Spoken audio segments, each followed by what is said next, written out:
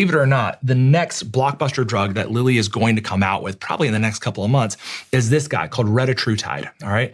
And Retatrutide is fantastic in that it is the first 3 receptor agonist GLP-1 drug. So the GLP-1 drugs, okay, whenever you're talking about semaglutide and tirzepatide, they have slightly different profiles. This is the Ozempic category. Correct, right? So GLP-1 is the primary receptor that they work on. And what that will do is it slows gastric emptying and it limits caloric intake, all right? But then in tirzepatide, not semaglutide, but tirzepatide is a dual agonist. So it has effect on GIP, which is a different receptor. Well, Retatrutide adds in glucagon receptor activation.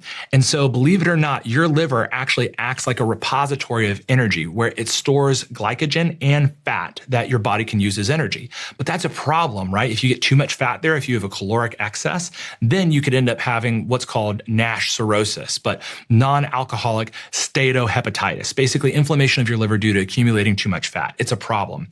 But by stimulating the glucagon receptor while simultaneously hitting GLP-1 and GIP, what we found is not only do patients lose an incredible amount of weight, but they also get the best improvements we've ever seen in their liver health that we've ever seen. And people have been buying that from research use only websites and using it for about 2 years now. And bodybuilders have already made this the standard in their protocol when it comes to cutting for a show. And it is wildly effective. And we're now seeing the population using a drug at scale that hasn't even made it through commercialization yet.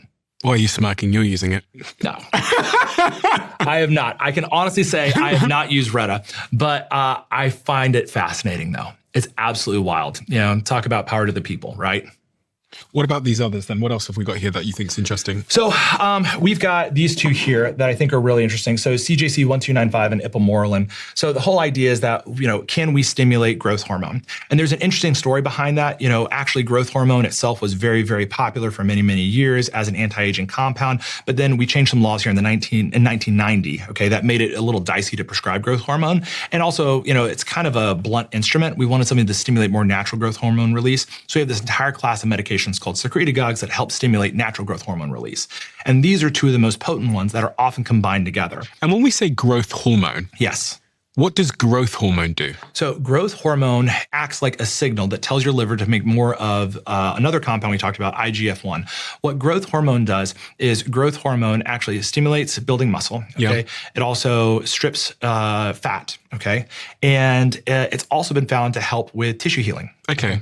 And so there's a significant benefit in that regard. And so people want to boost their growth hormone. It improves quality of skin, improves quality of hair and nails and that sort of thing. And so these 2 compounds together are particularly potent. CJC 1295 being a growth hormone releasing hormone derivative.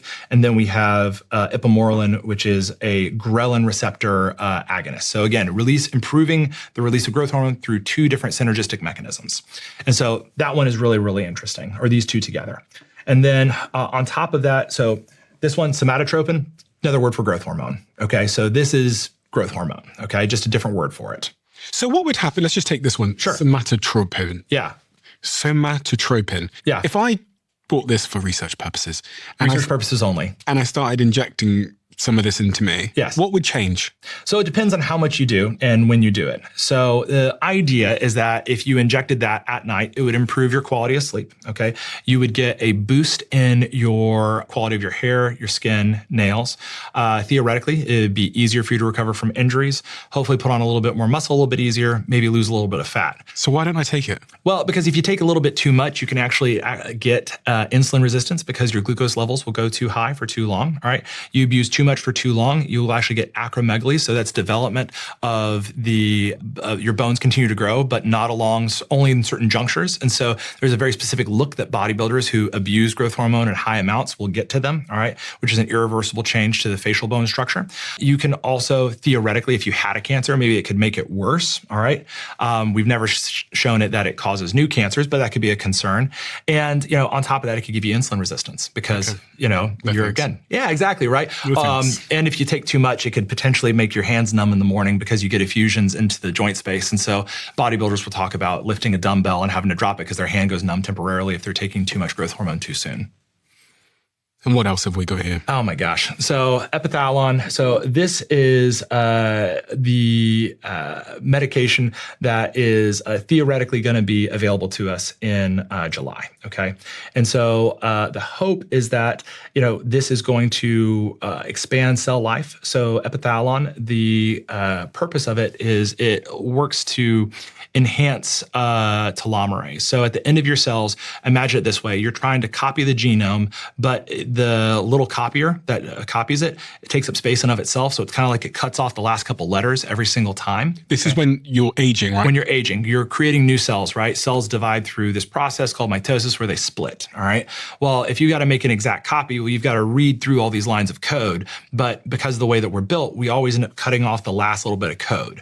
Now, which is how we age. Which is how we age. It is one of the things that contributes to aging, all right? Now, that is considered to be quote unquote junk information. It's at the very end called the telomere, all right? But we know that shorter telomeres are associated with aging, potentially worse health outcomes. And there's an enzyme that can help heal or repair the telomere called telomerase. Epithalon helps encourage that. And so some people are looking at that as being one of the fountain of youth compounds. I'm very skeptical as far as that goes, but it does show some benefits when it comes to healing parts of your brain that are associated with regulating your circadian rhythm.